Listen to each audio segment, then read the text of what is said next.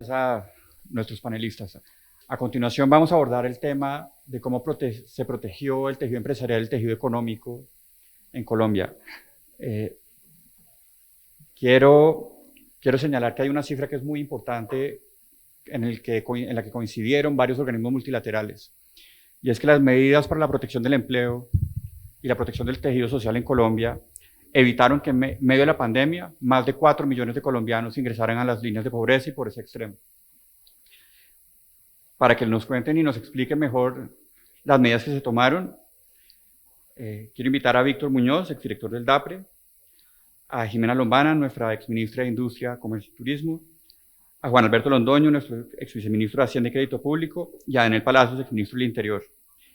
Y nos van a acompañar por video María Fernanda Quiñones, presidenta ejecutiva de la Cámara Colombiana de Comercio Electrónico, José Manuel Restrepo, exministro de Hacienda y Crédito Público, y Nicolás Uribe, expresidente de la Cámara de Comercio de Bogotá.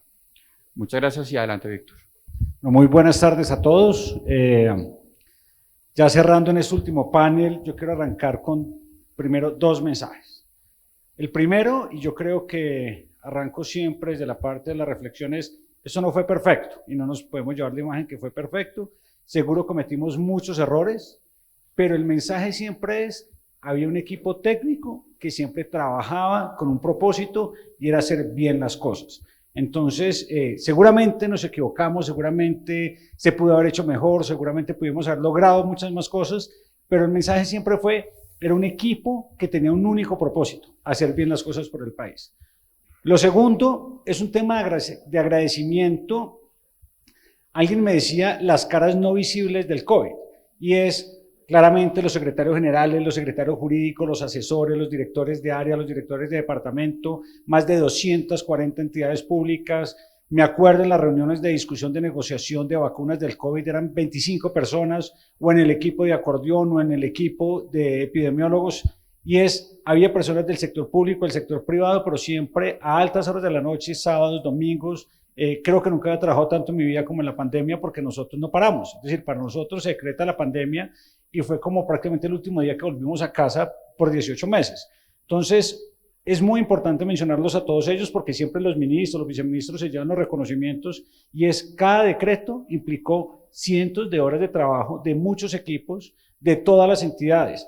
Lo mencionaba el presidente, todo lo que fueron los decretos de emergencia, casi que sería ser única y exclusivamente una investigación e historia de lo que fue modificar la Constitución de la forma en que se hizo, obviamente en virtud de la pandemia, en los decretos de emergencia, y lograr que la Corte Constitucional, prácticamente más del 95% de los decretos, fueran avalados. Entonces, esto es un reconocimiento general. Me toca moderar este último panel, que es un tema muy importante, porque nosotros nunca tuvimos la dicotomía entre la salud y la economía, sino la salud y la economía siempre fueron de la mano, y eso fue algo que nos inculcó siempre el presidente. Creo que iniciamos con un video y con un mensaje del exministro José Manuel, exministro de Comercio y exministro de Hacienda del gobierno del expresidente Duque.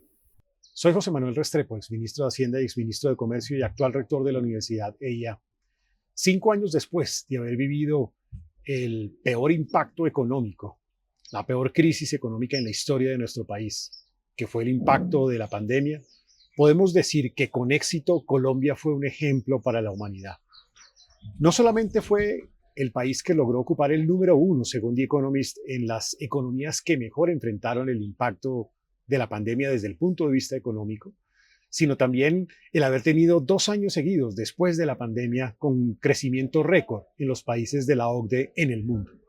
Pero esto se logró con un esfuerzo significativo en el marco de un par de emergencias económicas, en donde la primera prioridad era evidentemente la salud y la vida. Por eso, el primer esfuerzo fue atender las vacunas, atender las pruebas de testeo, fortalecer el sistema hospitalario colombiano. En segundo lugar, lo que fue el manejo en materia social. Entender que Colombia es un país donde más del 50% de la población vive en informalidad, y en donde se necesitó hacer un esfuerzo para transitar de 3 millones de hogares a más de 10 millones de hogares beneficiados con programas de transferencias monetarias, de apoyo social.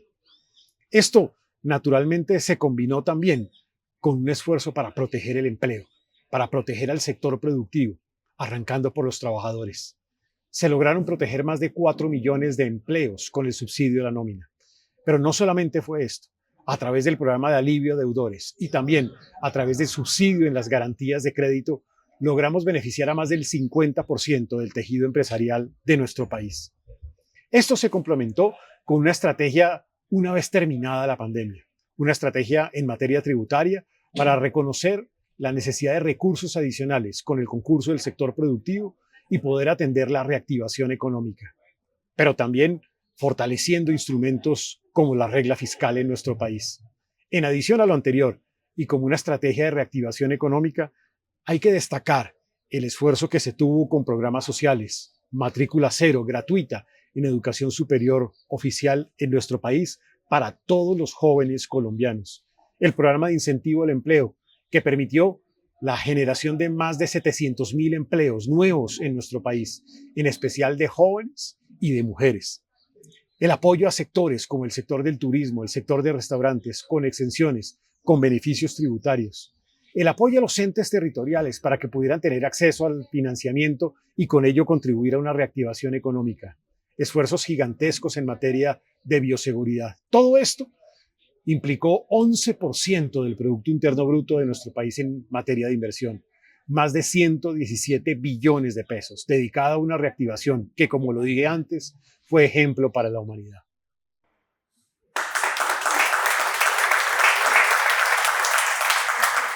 La ministra Jimena, el proceso de reactivación económica fue un proceso complejo.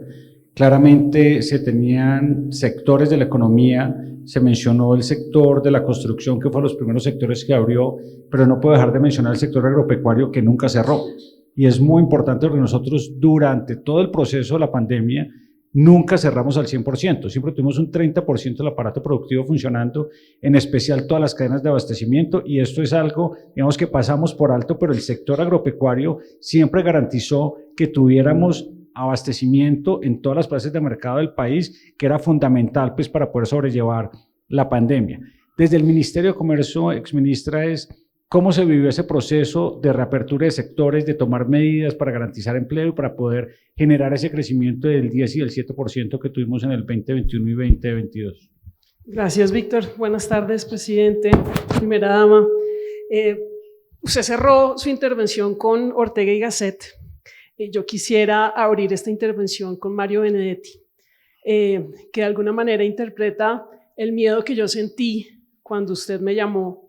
Tuve el honor que me llamara para nombrarme como ministra de Comercio, Industria y Turismo cuando el puerto de Buenaventura, principal puerto de importación de Colombia, llevaba 23 días bloqueado. Y yo lo que sentí fue miedo, un miedo profundo. Y un miedo que afortunadamente superé rápidamente porque me dio la oportunidad de servirle a Colombia a su lado. Y gracias, presidente. Este poema lo escribió Mario Benedetti cuando murió su esposa Luz y estaba en una tristeza profunda. Y pudo escribir esto: no te rindas, por favor no cedas, aunque el frío queme, aunque el miedo muerda, aunque el sol se ponga y se calle el viento, aún hay fuego en tu alma, aún hay vida en tus sueños. Y yo creo que eso también interpreta lo que usted fue para nosotros, presidente. Muchas gracias.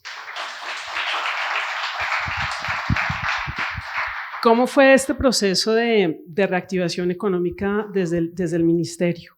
Hay una premisa, o tres premisas tal vez muy importantes, que fueron reiteradas permanentemente por el presidente. La primera era el diálogo permanente con los empresarios y con los gremios. Su instrucción fue muy clara desde el día 1. Jimena, hay que hablar todos los días con todos los empresarios y con todos los gremios. Gremios ANDI, FENALCO, todos los gremios del turismo, ANATO, COTELCO, el gremio de los de turismos de naturaleza, que fue tan importante, ACOPI, con los manufactureros, en fin. ¿Para qué? Para construir conjuntamente unas medidas de choque inmediatas, pero también unas medidas de reactivación. Esa fue la primera premisa. La segunda, coordinación permanente con todas las entidades gubernamentales. ¿Para qué? Para que las medidas que estuviéramos tomando fueran primero viables y en segundo lugar las pudiéramos implementar muy rápidamente. Y la tercera premisa fue la coordinación permanente con los gobernadores y con los alcaldes para poder implementar todas estas medidas a nivel local. Por supuesto, había que tomar unas medidas de choque inmediatas. ¿Cuáles fueron? Identificar el stock de empresas, que en ese momento, en el 2021, eran 1.500.000 empresas, de las cuales el 90.5% eran microempresas. El 8% eran pequeñas y medianas empresas y solamente el 0.5% eran grandes empresas. Entonces teníamos que enfocarnos en los micronegocios. ¿Para qué? Para poder mantener el empleo y poder mantener pues, todo ese tejido empresarial. Entonces, buscando ese foco en los micronegocios, teníamos que mirar, en primer lugar, un elemento financiero. Entonces, medidas a través de Bancoldex, una respuesta muy rápida, que se abrió la primera línea de Colombia Responde al día siguiente de la declaratoria de la emergencia económica, el 18 de marzo, que brindaba financiación a pequeñas y medianas empresas para unos sectores específicos, los sectores más golpeados en ese momento. ¿Cuáles eran? El sector de transporte, el sector cultural, el sector de turismo y el sector, por supuesto, de comidas, bares y servicios de alimentación. Esa fue, digamos, la primera respuesta financiera a través de Bancoldex. Y después pues, vinieron las siguientes líneas de crédito. 3 semanas después, Colombia Responde a Todos, en donde se involucraron además grandes empresas y otros sectores golpeados en ese momento. Cerca de 2.3 billones de pesos en redescuento y se otorgaron créditos directos a pequeñas y medianas empresas por cerca de 850.000 millones de pesos y a las microempresas se otorgaron recursos por cerca de 750.000 millones de pesos a través de las microfinanzas. De ahí es muy importante destacar que el 53% de esos recursos para las microempresas eran mujeres que, digamos, lideran, como ya sabemos, este sector de las microempresas. Igualmente, el mecanismo del Fondo Nacional de Garantías que mencionó el presidente, que fue fundamental, se movilizaron cerca de 32 billones de pesos en recursos con 1 millón de créditos garantizados y ahí se incluyeron los trabajadores independientes en este mecanismo de garantía del Fondo Nacional de Garantías. Adicionalmente se tomaron decisiones inmediatas, concertadas y que pedían los gremios y los empresarios. El primero fue la modificación del calendario tributario. Era una solicitud permanente y diaria y fue la primera decisión que se tomó. Adicionalmente, las devoluciones rápidas de la DIAN. Se abreviaron los procesos y se hicieron devoluciones por cerca de 20 billones de pesos a las empresas.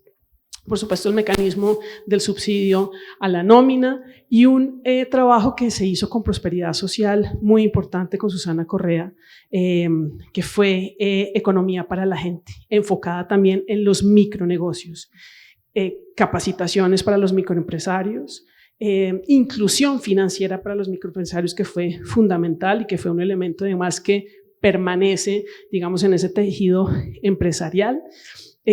Capitalizaciones a los negocios de barrio, a las tiendas de barrio, que también permitió, digamos, esa reactivación.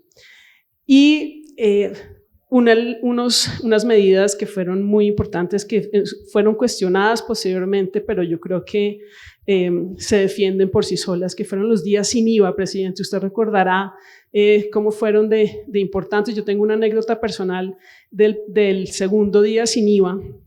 Y es que llegamos de Washington, presidente, de tener la reunión con el presidente Biden. Estábamos viendo cómo disminuir aranceles para el acero colombiano, en fin, y llegamos a las 6 de la mañana del día siguiente y ese día era el segundo día sin IVA. Yo me fui a bañar rápidamente a mi casa porque teníamos rueda de prensa con el ministro José Manuel Restrepo, con la ministra TIC, con el superintendente de Industria y Comercio, en fin, todas las entidades que estábamos coordinando y con el director de la DIAN, con Lisandro Junco, que fue un superdirector y además un aliado de nuestro sector. Y estábamos en plena rueda de prensa y recibí un mensaje de mi esposo, eso fue a las 7:45 de la mañana, y decía, ¿ya compraste el televisor? Y pues no lo había comprado a las 7:45, pero lo compré más tarde. Pero esto, digamos, para mostrar un poco el entusiasmo que representó para las familias colombianas estos días sin IVA. Cuestionamientos, entonces, caída del recaudo fiscal, entonces, menos 445.000 millones de pesos de IVA, sí, cierto, pero se aumentó el recaudo en 12%, teniendo en cuenta que los otros, digamos, categorías que no estaban incluidas en los días sin IVA, porque ¿cuáles eran las categorías? Ropa, elementos deportivos, útiles escolares, computadores, tablets, teléfonos celulares y insumos agrícolas. Los comerciantes aprovecharon para promocionar otro tipo de productos. Entonces, con la excusa de que no iba a tener IVA, pues hacían unas promociones gigantescas. Entonces, ¿qué pasó? Aumentó el recaudo, no había recaudo en ese momento. Entonces, se movilizó el recaudo y hubo ingresos tributarios diferentes al IVA. Entonces, hubo por movimientos financieros, por ICA, que fueron impuestos locales muy importantes para los alcaldes, y sobre todo fue como una esperanza para las familias colombianas que esperaban esos días para comprar zapatos, para comprar ropa, para comprar los útiles escolares, María Victoria, que fue muy importante y fue un alivio. Y esto pues para los economistas en economía comportamental pues era una esperanza y creemos que fue muy importante. Cifras, primer día 9.8 billones en ventas, segundo día 9.2, tercero 10 billones de pesos en ventas con el día sin IVA. Entonces creo que esto fue revolucionario, presidente, y fue muy importante para la reactivación.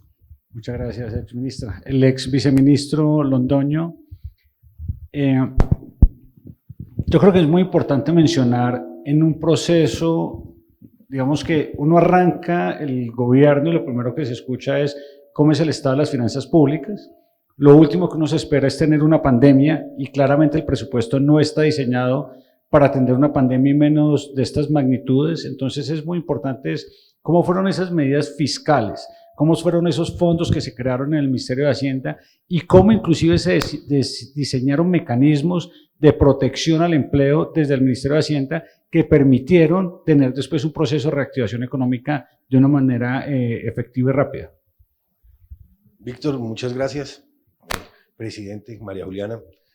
Yo creo que, y voy a empezar un poquito distinto, nosotros no estábamos preparados. Oigo a salud y salud tenía una cosa muy clara, oigo a educación y tenía una cosa muy clara, Hacienda no la teníamos. Y no la teníamos porque no esperábamos ese hueco. Es que nosotros tenemos una caída en el siglo XXI, solo ha habido 2 caídas en el recaudo tributario. El 2020, que tenemos una caída impresionante del 8%, y eso es que se nos cae 8% el recaudo, pero que adicionalmente nosotros esperábamos un crecimiento del 10%. Entonces tenemos un hueco ahí gigantesco. La segunda vez que cayó fue el año pasado, pero eso sí no tiene uno cómo explicarlo. No tiene uno cómo explicarlo que se caiga el recaudo.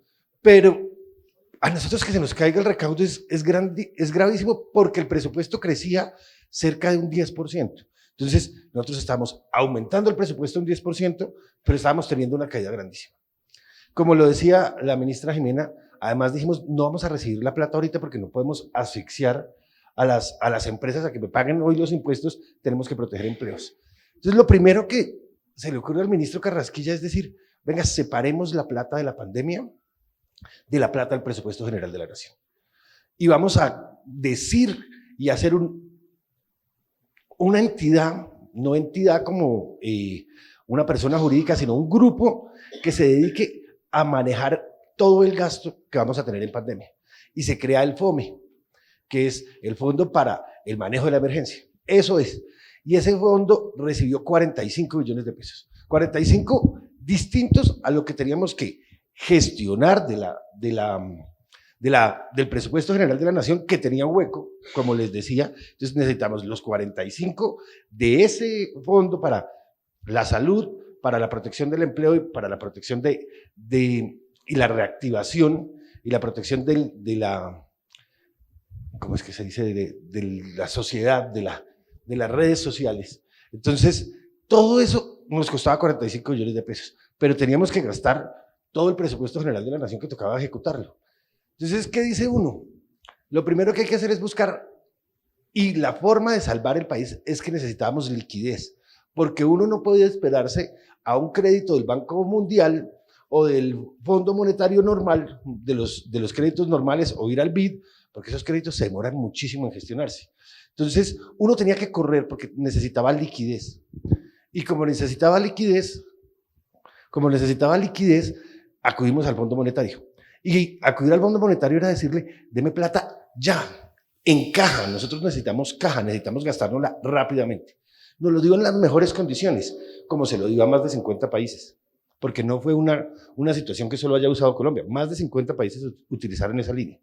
Pero también necesitábamos más caja. ¿Qué dijimos? Vamos a pedirle prestado a las entidades territoriales. ¿Y cómo le pedimos prestado a las entidades territoriales? Ellos tienen un fondo para las pensiones futuras, al cual le dijimos, ¿qué liquidez tiene? Y cogimos la liquidez, o sea, la plata que tenían en líquido, en efectivo, para poderla usar. ¿Qué hicimos adicionalmente? Todo esto, dijimos, hay un problema muy grande, y es que el sector financiero se está asustando. El sector financiero se está asustando y no va a prestar. Como decía Jimena, entonces, ¿qué hacemos? Le decimos, señor, nosotros le vamos a dar garantía del Fondo Nacional de Garantías. ¿Para qué? Para que usted siga actuando y siga prestando, para que refinancie los créditos de la gente que se está colgando. Pero adicionalmente ellos también necesitaban plata, porque había un riesgo de escasez de recursos. ¿Qué dijimos? Pues bajemos el encaje bancario para que tengan unos recursos que se puedan usar. Entonces, ¿qué le quiero decir con esto, Víctor?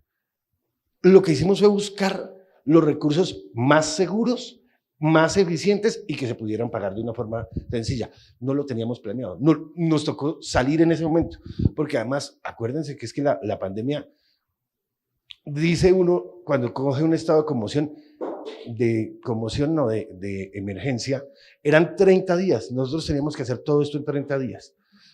Nos tocó prorrogarla, pero 60 días. En 60 días tuvimos que manejar todo ese andamiaje. Salvamos muchas cosas, hubo temas complejos. Nosotros, ese FOME, que además éramos de Hacienda, porque dijimos, no podemos poner a todos los ministros a correr ese riesgo de estar discutiendo cómo se hace el gasto, sino lo autorizamos desde Hacienda. Habíamos autorizado, por ejemplo, salvar a Avianca, porque Avianca se iba a quebrar, y si Avianca se quebraba, pues era terrible para el país porque se perdía la conectividad y no nos íbamos a poder reactivar. Entonces, en esas consideraciones dijimos, hay que salvar a Avianca. Un juez no lo negó. Un juez le dijo a Hacienda, usted no puede darle la plata a Avianca. Pero el mensaje sirvió para que Avianca pudiera levantar los recursos en otro lado. Es decir, esa unidad del país de decir, vamos a hacer lo que toque hacer porque tenemos que salvar a los grandes y a los pequeños. Porque es que salvar a Procinal y a Cine Colombia, así sean de gente muy rica, eran empresas que estaban cerradas y que estaban manteniendo sus empleos con un esfuerzo gigante, que lograron hacerlo gracias a nuestro ayuda a la nómina. Entonces, mi respuesta al final es, teníamos un gran liderazgo, tomamos los recursos más seguros, más sencillos, y dedicamos todo el tiempo a pensar cómo nos íbamos a reactivar. ¿Cómo íbamos a recuperar esa senda de crecimiento que teníamos y que se había perdido? El presidente se equivocó en el dato, no caímos 6%, caímos 7.2% en 2020. Eso es impresionante. Pero es impresionante uno caer así. Y teníamos que reactivarnos, por eso tocaba mantener sobre todo los empleos, que las empresas pudieran volver a continuar.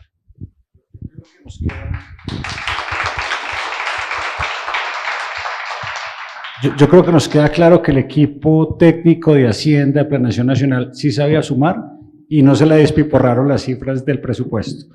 Ministro Palacios, exministro Palacios, todas estas medidas, y creo que lo hablamos varias veces, el tema es, esto es un país de normas, es decir, uno no puede implementar cierres, uno no puede implementar aperturas, uno no puede tomar decisiones en el territorio, y muchas de las decisiones que se tomaron inclusive en el marco de orden público hasta donde me acuerdo, con el liderazgo del Ministerio del Interior, es cómo fue esa mecánica, porque esto implicaba decisiones que afectaban a los sectores, a los departamentos, a los municipios, y ese diálogo de construcción, cada decreto, que además permanentemente tenía que expedirse decretos por montones, cómo fue esa evolución para lo que fue la parte de cierres, pero también para la parte de aperturas. Bueno, buenas noches ya para todos, presidente, María Juliana, y a todos los que nos acompañan. Yo creo que si Hacienda no estaba preparado, Interior no tenía ni idea qué tenía que ver en una pandemia, porque lo primero que uno piensa es que tiene que ver Interior en una pandemia. Eso es un tema de salud es el que tiene que hacer todo, y muy tempranamente, como lo dijo el presidente, en esas etapas de preparación de lo que se venía, de que ya se hablaba de que probablemente iba a tocar hacer un lockdown, en las reuniones con el ministro Fernando Ruiz, donde decía, probablemente nos va a tocar llevar algún tipo de cierre, pues lo primero que se pensaba, como lo dices tú en el marco jurídico, es, bueno, ¿y cómo lo hago? No, que decretar una emergencia sanitaria.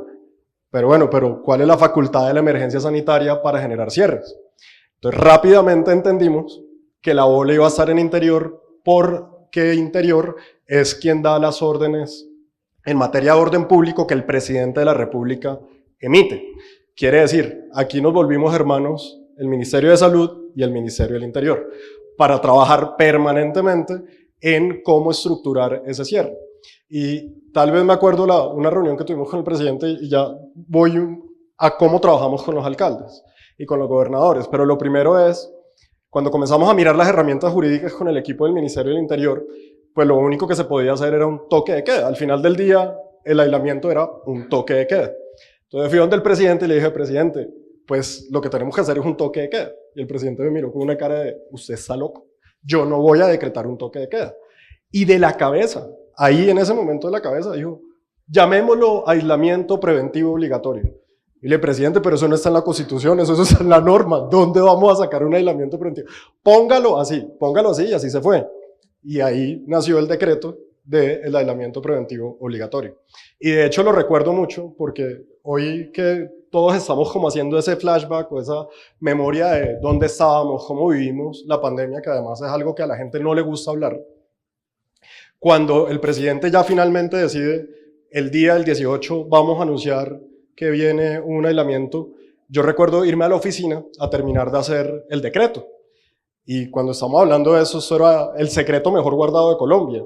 Nadie sabía que íbamos a salir con el decreto, qué iba a decir el decreto, hasta qué días iba a ir, qué sectores se cerraban, qué sectores permanecían abiertos. Toda la discusión al interior del gobierno de 8 excepciones que le íbamos a dejar al decreto, pues para no paralizar el país, porque el país tenía que seguir funcionando en lo que eran los servicios de emergencia, los servicios públicos, los servicios de salud, todo lo que tenía que seguir funcionando.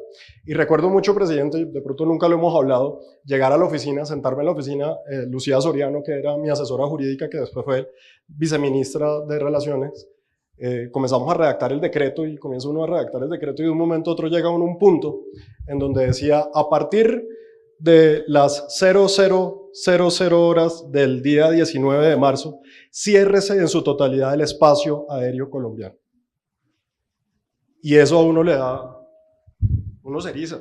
Y uno dice, oiga, estoy ordenando por la primera vez en la historia de este país el cierre de todas las fronteras y del espacio aéreo colombiano. Y yo creo que eso sirve para dimensionar un poquitico en qué nos estábamos enfrentando y la responsabilidad en las decisiones que se estaban tomando. Y aquí se ha dicho hasta la saciedad que esas decisiones todas fueron basadas en evidencia científica, en un trabajo en equipo, articulado, responsable, en donde, pues, dudo mucho yo, si fuera el ambiente que hoy se vive en los consejos de ministros, hubieran llegado a solucionar algo. Porque, pues, como lo hemos visto, allá solamente se habla carreta y poco de resolver. Aquí, más bien, pocos consejos de ministros, más resolver a través de un teléfono, porque al final del día eso fue lo que fue Acordeón. Acordeón era estar interconectados todos de la manera más rápida, con una llamada, con una solución, para poder tomar esas decisiones. Otro tema que era fundamental era el trabajo con los alcaldes y gobernadores. Y tal vez yo creo que antes de la pandemia, el presidente siempre nos dijo, hay que trabajar con todos los gobernadores y con todos los alcaldes, sin importar su origen político. Y de hecho recibimos muchas críticas por eso, porque mucha gente esperaba que la posición del gobierno frente a alcaldías que hacían abierta oposición al gobierno debía ser la de atacarlos y la de no trabajar con ellos. Pero desde el principio habíamos tenido esa filosofía y cuando viene la pandemia, el presidente, en un medio ver una actitud de algunos alcaldes que ya estaban comenzando a querer ser protagonistas y comenzar a tomar decisiones sin soporte técnico, nos dijo, ¿yo cómo hago para que cuando arranque la pandemia las decisiones del gobierno nacional sean de obligatorio cumplimiento? Y ese es el decreto que tal vez nadie habla, pero es el primer decreto prepandemia. Y es un decreto en el que se establece claramente que todas las órdenes que el gobierno nacional emita en el manejo de la pandemia del COVID-19 era de obligatorio cumplimiento de todos los gobernadores y alcaldes del país. Y ahí arranca lo que luego sería esa articulación permanente para abrir y para cerrar. Pero pues para abrir primero teníamos que cerrar. Después vinieron 22 decretos nacionales. En el Ministerio del Interior trabajamos 36.000 solicitudes. ¿Y eso por qué? Porque al final del día todo lo que se abría o lo que se cerraba a través de un decreto del Ministerio del Interior o una circular conjunta que hacíamos entre el Ministerio de Salud y el Ministerio del Interior. Y muchos dirán, pero ¿por qué tantas solicitudes? Yo creo que a la gente se le olvida que este país estaba absolutamente cerrado y que comenzamos con pilotos hasta para volver a ir al cine, para un balneario. Pilotos de balneario, o sea, escuchen eso, pilotos de balneario, o sea, ¿cómo podemos hacer que la gente pueda volver a ir a un río? ¿Cómo podemos hacer que la gente pueda ir a una feria? ¿Cómo podemos hacer que la gente vuelva a ir a un restaurante, a una discoteca? Todo eso llevaba a que los alcaldes lo solicitaban, se revisaba en el nivel central, si el semáforo que se inventaron en salud, que además fue buenísimo porque era un semáforo que decía, si usted está en un nivel en donde tiene menos ocupación de UCI y el nivel de propagación está hasta cierto nivel, podemos ir reactivando. Entonces yo creo que eso al final del día fue la esencia de cómo se reactivó el país. El país se reactivó estableciendo unos protocolos muy claros de pasar de un cierre nacional a un cierre regional y muy local y comenzar a entender que esto no lo reactivábamos con una sola decisión para todo el país, sino que cada departamento, cada municipio, de acuerdo a su realidad, iba teniendo mayores avances que otros. Y ahí fue donde realmente pudimos comenzar con toda esa estrategia de propagación. Pero yo sí, honestamente lo digo, yo fui uno de los primeros que le tocó viajar. Claro, era viceministro, podíamos perderlo en el viaje. Y el primer viaje que hice, lo hice a La Guajira, a un programa que se llamaba Colombia está contigo, que era como un pequeñito de lo que hacía María Juliana, que hacíamos desde el Ministerio del Interior, donde entregamos más de 3 millones de mercados a familias vulnerables, y nos fuimos para La Guajira. Y cuando salimos para La Guajira, era la primera vez que funcionarios del gobierno salían de Bogotá en la pandemia. Nos fuimos en un avioncito de la policía, todos viceministros, obviamente, porque todos éramos reemplazables, y nos montamos en el avión. Y aquí venía, o sea, el primer impacto tan grande de uno llegar al aeropuerto El Dorado y ver los aviones tirados en la pista. Los aviones tirados en la pista. No tenían en dónde parquear los aviones. Los aviones estaban tirados en toda la pista del Dorado. Salimos, llegamos a La Guajira, pues obviamente habían allá la parte técnica tan seria como la tenían en el Ministerio de Salud, tenían unos inventos rarísimos, como llegar y saltar en un agua, después uno quería pasar a un baño de alcohol, bueno, tenían un montón de cosas. Y cuando regresamos tocó hacer una escala en Medellín. Nosotros llegamos al aeropuerto de Río Negro, y ahí sí como las películas zombie, y eso, presidente, es la realidad. O sea, aterrizamos con las luces del avión, la pista prendida y todo el aeropuerto apagado. No se veía un alma. O sea, todo el aeropuerto apagado. Y yo creo que hoy la gente en Colombia no quiere hablar del tema. Todavía pasará mucho tiempo para que muchos podamos volver a hablar de lo que fue. Pero yo sí recuerdo que nosotros no tuvimos pandemia, porque trabajamos 24/7, igual que el personal de la salud. Y ver cosas como esas, presidente, nos tiene que hacer orgullosos de haber hecho parte de ese momento histórico, en donde pudimos tener la oportunidad de aportar un granito para salvar vidas, que fue realmente lo que hicimos en ese periodo de tiempo. Ahora, tú me preguntas, el trabajo con los alcaldes y los gobernadores fue fundamental. Trabajamos con alcalde de Cali, no sé si la gente se lo olvida, pero el alcalde de Cali no quería mucho al gobierno, el alcalde de Medellín no quería al gobierno, la alcaldesa de Bogotá tenía sus serios reparos, el alcalde de Cartagena, etcétera, etcétera, etcétera. Quiere decir, esto no fue un picnic, esto no era fácil trabajar con esos alcaldes y con esos gobernadores, pero lo hicimos y mostramos que en este país la institucionalidad está por encima de las diferencias ideológicas. Y yo mucho me temo que no solamente lo que han hecho con la destrucción del sistema de salud, hoy Colombia no estaría lista para enfrentar una pandemia, no solamente por lo que están haciendo con el sector salud, sino porque imagínense a este presidente hablando con alcaldes que ni siquiera les pasa el teléfono. Hoy tenemos un gobierno nacional que no tiene articulación regional, que no se habla con nadie, sino solamente se habla con los que piensan iguales. Y así no se maneja un país, así no se atiende una pandemia, y hoy realmente la pandemia más grande que tenemos es tener a Gustavo Petro en la presidencia.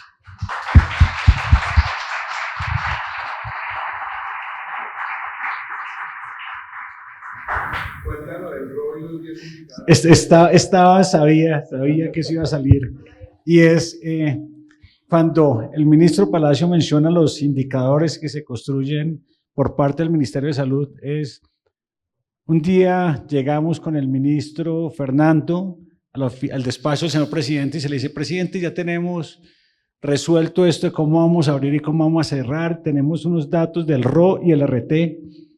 Entonces, si el RO pasa de 1, entonces cerramos, pero si está por debajo, entonces abrimos. Y dice el presidente: a mí no me va a gobernar el RO ni el RT, señores. El sistema del informe construye una batería de indicadores donde tenga la información y el control siempre esté en cabeza del gobierno nacional. Y es así como nacen una batería donde efectivamente están ocupación de camas UCI, volumen de personas en tránsito, personas que estaban creciendo en términos de contagio, temas de apertura, es decir, se construyó un paquete complejo y eso evidentemente pues permitió tomar decisiones acertadas, pero sí, efectivamente, el presidente dijo: no me va a gobernar automáticamente, si usted le va a entregar el país al RO y al RT.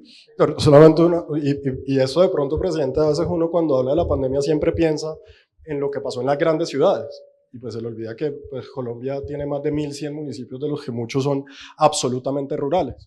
Y en todo este tema del desconocimiento de lo que pasaba con la pandemia y los miedos que pasaban, porque al final del día eso era lo que era el programa que se hacía por parte del presidente, no era un show de vanidad, ni era un momento para monólogos interminables, era sencillamente tratar de tener informado a un país sobre lo que estaba pasando. Y a nosotros nos pasaron cosas tan chistosas, presidente, que vuelvo y repito, no lo hemos hablado, como en municipios tumbaron árboles para cerrar las vías de acceso. O sea, esto era el apocalipsis, entonces ellos decían: aquí no van a entrar infectados.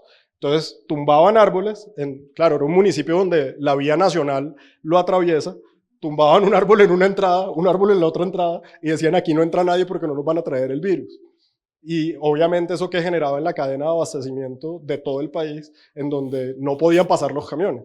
Pero eso era lo que nos enfrentábamos. Y ese diálogo no solamente era con los alcaldes de las ciudades capitales, sino con el alcalde del municipio, para venga, explíquelo, decirle al ministro Fernando Ruiz: pégale una llamada al alcalde de Titiribí y explíquele por qué esa medida no es científica, por qué esa medida no va a generar nada. Y realmente creo que esa articulación de estar pendiente hasta de la alcaldía más pequeña, para poder hablar con esa alcaldía, explicarle, tomar la paciencia, decirle por qué debía tomar esas decisiones, pues eso ayudó mucho. Y en donde no hacían caso, pues tocaba obligarlos.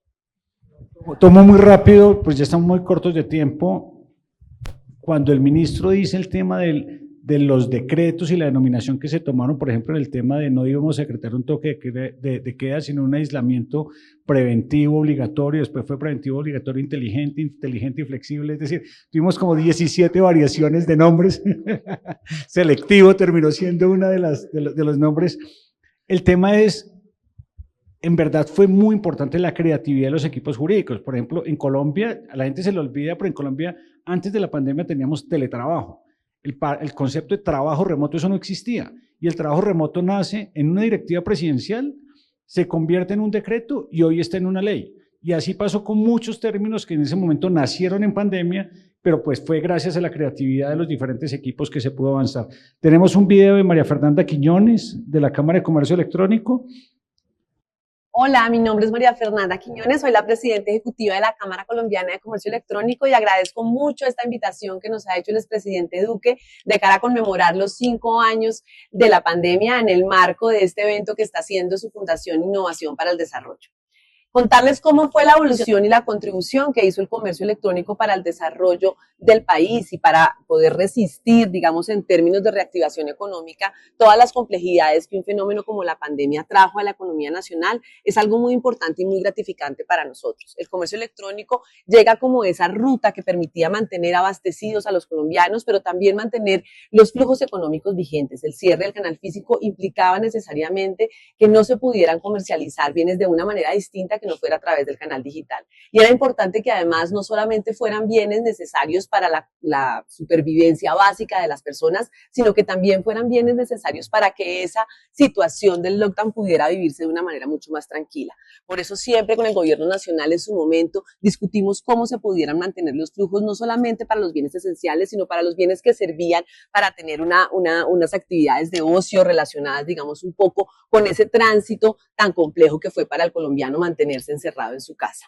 El comercio electrónico empieza entonces a crecer de una manera importante, se trasladan estos hábitos de consumo al canal digital y de alguna manera se impregna la necesidad de digitalización en la pequeña y mediana empresa y en las empresas en general, lo cual fue algo positivo para el desarrollo ulterior del país y por supuesto del canal digital. Entendemos desde la Cámara Colombiana de Comercio Electrónico que el comercio digital no es solamente un canal de venta, es realmente una ruta de desarrollo económico que permite generar inclusión digital, inclusión financiera, desarrollar una serie de habilidades que hacen mucho más competitiva cualquier iniciativa de negocio. Para un poco mostrarles cómo han sido los resultados, los 2 siguientes años después de la pandemia crecimos alrededor de un 40%, en los últimos 2 años hemos crecido un 23, un 26% y cerramos el año 2024 con una facturación de 105 billones de pesos. Es relevante también contarles que el ticket promedio en comercio electrónico ha venido bajando de forma importante, lo que un poco nos muestra que el comercio electrónico ha venido también llegándose a todas las actividades productivas del país, a las actividades cotidianas de consumo de las personas. El comercio electrónico antes de la pandemia, si bien venía creciendo a 2 dígitos, estaba un poco instalado primero en la punta de la pirámide y segundo en actividades muy suntuarias de ticket promedios muy altos, como la tecnología, el turismo. Si bien la tecnología hoy en día sigue siendo sin duda una de las categorías favoritas desde el comercio digital, lo cierto es que ahora encontramos en muchísimas otras actividades asociadas a temas de hogar, a temas de ocio, de viajes, de cosas mucho más cotidianas para las personas que deciden hacerlo a través del ambiente digital. Nuevamente, muchísimas gracias. Espero que esto les permita tener de alguna manera un panorama de cómo ha sido esa contribución que hemos hecho desde esta industria en el comercio electrónico. Empleamos todos nuestros esfuerzos para poder satisfacer las necesidades del usuario, una correcta experiencia, una experiencia segura y seguimos trabajando en un mejoramiento continuo para hacer del comercio digital una ruta de desarrollo para el país. Mil gracias. Bueno, también conocimos conceptos que no habíamos visto de filas virtuales. Eso no fue tan chévere, pero también las vivimos en medio de la pandemia. 2 minutos muy rápido, ya estamos muy cortos de tiempo. Ministra, una reflexión sobre el tema de turismo. Vice Londoño, una reflexión sobre el tema PAEF. Yo creo que es muy importante entrarle a ese punto. Ministro Palacios, exministro Palacios, un tema sobre fuerza pública, porque esa articulación Ministerio-Fuerza Pública también fue muy, muy importante. Turismo fue uno de los primeros sectores, el primer sector en cerrar y uno de los últimos en abrir. Pero se pasó muy rápidamente de la reactivación al crecimiento sostenible y sostenido del sector. ¿Gracias a qué? Primero hubo algo como premonitorio, presidente, que fue su ley de turismo. Esa ley de turismo que además tuvo que patinar el ministro Restrepo en el Congreso con todas las exenciones para el sector. IVA, disminución del IVA para los tiquetes aéreos, para los servicios hoteleros, el impoconsumo en el 0% y sobretasa de la energía. Llega la pandemia y por supuesto lo primero que pedían los sectores, los gremios del sector era mantener todas las exenciones y ahí ya el ministro Restrepo era ministro de Hacienda y por supuesto no le gustaba ninguna de esas exenciones. Entonces empezamos la pelea muy amigable con el ministro Restrepo en el Consejo de Ministros. Por supuesto, yo acosaba al ministro Fernando para las vacunas para el sector del turismo y para el protocolo de bioseguridad para el sector. Exactamente. Pero cada consejo de ministro, yo, Fernando, por favor, ¿cuándo vamos a tener ese protocolo? ¿Cuándo vamos a tener? Y lo tuvimos y fue fundamental. Y Colombia fue líder en la implementación de un sello que fue el sello Check-in, el sello de bioseguridad para el sector turismo, que además nos permitió fomentar formalidad, porque todos los que quisieran tener ese sello de bioseguridad para poder prestar sus servicios tenían que estar inscritos en el Registro Nacional de Turismo. Entonces, aumentamos esas inscripciones, aumentamos la formalidad y así pudimos abrir rápidamente. De hecho, prestamos asesorías para gobiernos como Ecuador, como República Dominicana, porque fue una innovación ese sello y nos permitió muy rápidamente poder empezar a activar el sector.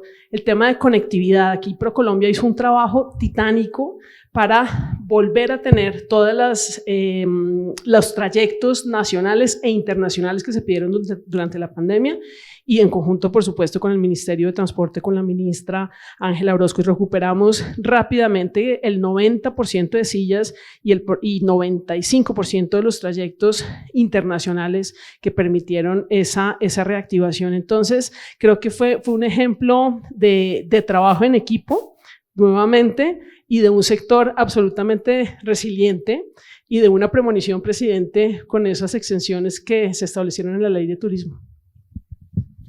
Vice.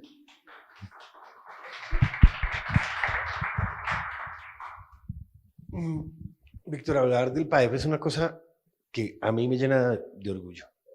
4.100.000 personas recibieron ese beneficio. Ese beneficio no era para las empresas, ese beneficio era para los trabajadores. Nosotros llegamos a que el trabajador formal, que era la situación, nosotros no podíamos darle a un informal porque no teníamos información. A los trabajadores formales, a los empleos formales, 4.100.000 personas recibieron eso. Eso, traducido en empresas, son más de 130.000 empresas. Nos gastamos 9 billones de pesos en proteger el empleo. ¿Y por qué? Es que no era un capricho, porque me acuerdo que nos criticaban que por qué dábamos ese subsidio, era porque era la única forma de pensar en futuro. Si esas empresas, si ese aparato productivo se perdía, no íbamos a tener una reactivación. Entonces nosotros teníamos desde el principio que pensar en futuro. ¿Cómo vamos a reactivar el país? Y para reactivarlo, voy a decir una guachada que Jimena me va a pegar. Yo dije, a mí no me importa tanto que se pierda un trabajo en el sector turismo, porque la infraestructura está y apenas abramos, ese trabajo vuelve.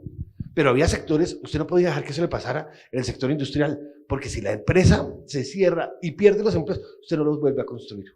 Hay unas actividades que eran mucho más difíciles de construir. Pero con todo eso dijimos, démosle a todos, démosle a todos. Lo único que tienen que ser es formales. Y no podemos darle los sueldos de los altos ejecutivos. Les estamos dando es el 40% de un salario mínimo para ayudarlos. Tuve experiencias grandísimas, por ejemplo, de gente que llegaba y decía, mi empresa se salvó por eso, porque pude mantenerla por eso. Y ese es el esfuerzo. El esfuerzo fue decirle a todos en un mecanismo que tenía que ser muy rápido, porque es que la agilidad fue el punto más importante. Y era decir, señores, sistema financiero, que tanto lo atacan, el sistema financiero fue el mayor aliado. Nos dijo, yo le voy a hacer el filtro con la UGPP de los talonarios de pago de las empresas, de las nóminas de las empresas, para decir, son 100 personas, entonces se le da tanta cosa. El sistema financiero, yo creo que el país se unió y todos pusieron de su parte. Esto no fue un esfuerzo solo del gobierno, fue un esfuerzo del sector privado impresionante para mantener esos empleos y para ayudarnos a irrigar. Tengo que volverme un segundo con el ingreso solidario. Nosotros, mes y medio después de haber cerrado, estábamos haciendo el primer giro a 4 millones de hogares que nunca habíamos llegado. ¿Por qué? Porque el sector privado también nos ayudó. Nosotros los identificamos, hicimos toda la planeación, pero el sector privado, el sector financiero, los de giros de bajo valor, todo el mundo se alió para ayudarnos. Y no nos cobraron por esos giros, porque no digan, es que los enriquecimos. No, esos giros nos los hicieron gratis.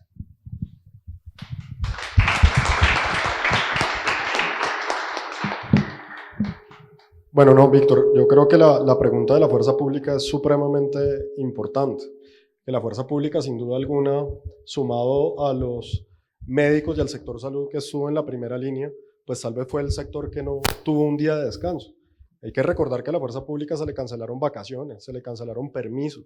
Estaban todos, 100% la fuerza pública destinada no solamente a hacer cumplir las normas, porque aquí es la otra parte. Uno puede sacar un decreto en donde dice hay un cierre, pero pues alguien lo tiene que hacer cumplir.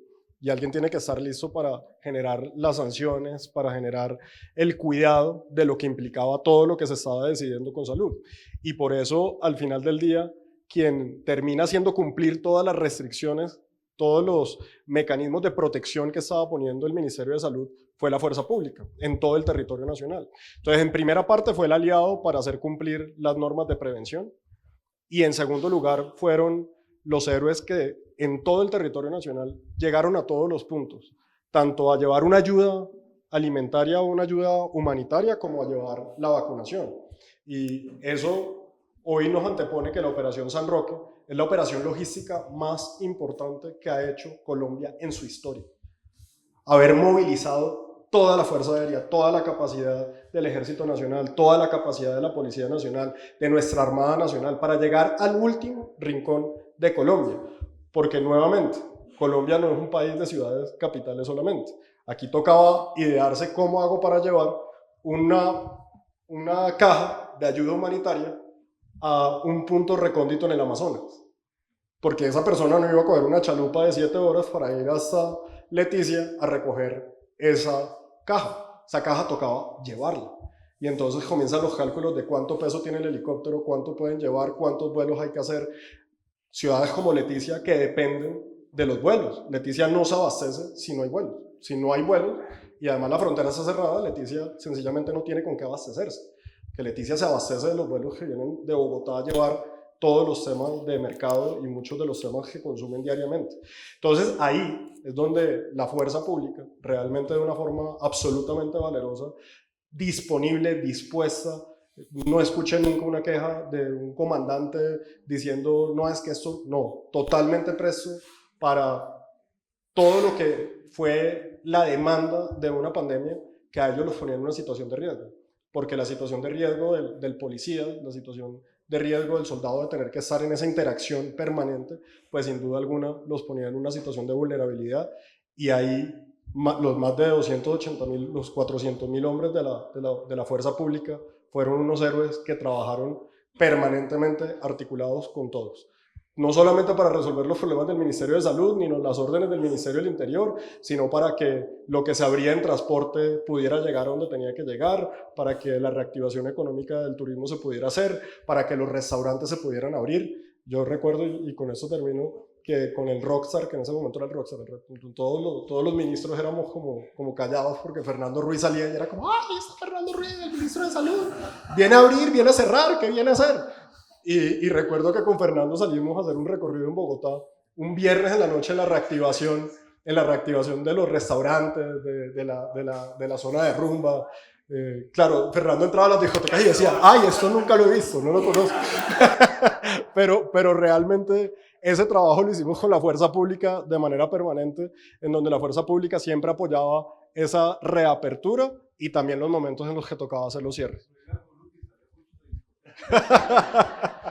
Dos comentarios finales y un video. Los comentarios, uno, como nunca trabajamos con el sector privado, yo creo que la avalancha de ofertas del sector privado de qué necesita gente, equipos, tecnología, software, lo que sea para cualquier sector, para procesar los modelos epidemiológicos, para desarrollar CoronaApp, para hacer plataformas para comercio electrónico, para poder hacer los giros, para comprar vacunas. Es decir, como nunca trabajamos en equipo con el sector privado. El segundo, obviamente la banca multilateral que también jugó su rol importante y el trabajo con otros países. Nosotros terminamos jornada laboral, pero seguíamos con Singapur, Italia, España, todos, porque al final del día estamos aprendiendo. Y también fue un mecanismo donde se abrió la cooperación, digamos, no tradicional, porque siempre eso viene Cancillería, ACP y todo lo demás, sino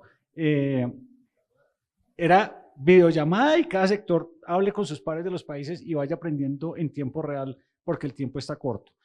Cerramos con un video de Nicolás Uribe y muchísimas gracias. Un saludo muy especial al presidente Duque y a todos los asistentes. Hoy, 5 años después de la pandemia, vale la pena recordar el más importante aprendizaje que de ella podemos obtener. Cuando las empresas no funcionan, aumenta la pobreza, se agudizan los indicadores sociales y la gente sufre. Por el contrario, cuando las empresas y el ingenio de los empresarios puede funcionar, en un entorno además adecuado para los negocios, las organizaciones empresariales innovan, crecen, crean mercados, inventan productos para todos los segmentos sociales y generan empleo, reduciendo la pobreza y creando oportunidades para todos. Eso no es cuento, es lo que sucedió durante y después de la pandemia. La pandemia sin duda fue dura y dolorosa para todos. Y hoy, con perspectiva histórica, debemos agradecer el temple, la ponderación y la capacidad del presidente Duque para articular respuestas rápidas para atender de manera simultánea, además, el desafío de salud, la apuesta por la reactivación económica y la contención de las manifestaciones violentas, de quienes querían, además, trepados en el dolor y el sufrimiento de las personas, crear una ocasión política para tomarse el poder. La pandemia del COVID-19 obligó a cientos de miles de empresas a cerrar temporalmente y puso en riesgo cientos de miles de empleos. Frente a este desafío, el gobierno nacional actuó con determinación y trabajó sin reservas junto al sector privado para sacar a Colombia adelante. Nosotros, desde la Cámara de Comercio de Bogotá y en coordinación con el gobierno nacional y los ministros Restrepo y luego con la ministra Lombana, trabajamos articuladamente con este gobierno para lograr avanzar en un proceso integral. Primero, promovimos medidas de bioseguridad para que la gente pudiera abrir y luego lideramos la fase de reactivación económica de la mano del gobierno. Implementamos rutas de reactivación empresarial que llevaron consultores especializados a más de 16,000 micronegocios. Facilitamos plataformas digitales como Bazarboc para ventas en línea y que la gente pudiera trabajar. Y gestionamos créditos por más de 130,000 millones de pesos con condiciones preferenciales para empresarios que nunca antes habían accedido al sistema financiero. Promovimos el PAEF y todos los instrumentos de política creados por el gobierno nacional. El resultado de este esfuerzo conjunto fue contundente. Colombia fue la economía de mayor crecimiento en América Latina en 2021 y recuperó rápidamente su tasa de renovación empresarial. Se consolidó como un referente regional de resiliencia y crecimiento pospandemia. 5 años después, estas estrategias siguen vigentes como lecciones de innovación, colaboración público-privada y enfoque decidido al empresario. Es esto lo que tiene que trabajar Colombia para salir adelante. Muchas gracias. Bueno, yo lo que quiero invitar también a María Juliana que nos acompaña acá es darles a todos ustedes un mensaje. Yo creo que a lo largo de esta tarde han visto ustedes un equipo compacto, motivado, patriótico y con el deseo en todo momento de servirle a Colombia. Yo quiero invitar a todos a que vengan a que nos tomemos esta foto, pero a que entendamos que la mejor lección que nos dejó a nosotros el COVID-19 es que ante la adversidad nos crecimos, ante la adversidad respondimos y logramos que el país pasara esa tempestad con el mayor crecimiento de su historia, con una vacunación ejemplar y con un sistema de salud fortalecido. Hoy sabemos lo que Colombia está viviendo. Estamos viendo la ideologización, el ataque a la iniciativa privada, la destrucción del sistema de salud, la destrucción del sistema energético, la destrucción del aparato de seguridad y protección social en Colombia. Pero así como lo hicimos con la pandemia, salimos adelante. Y yo creo que el mensaje que nos queda a todos es de cara al año 2026, tenemos que estar unidos para recuperar a nuestro país. Muchísimas gracias.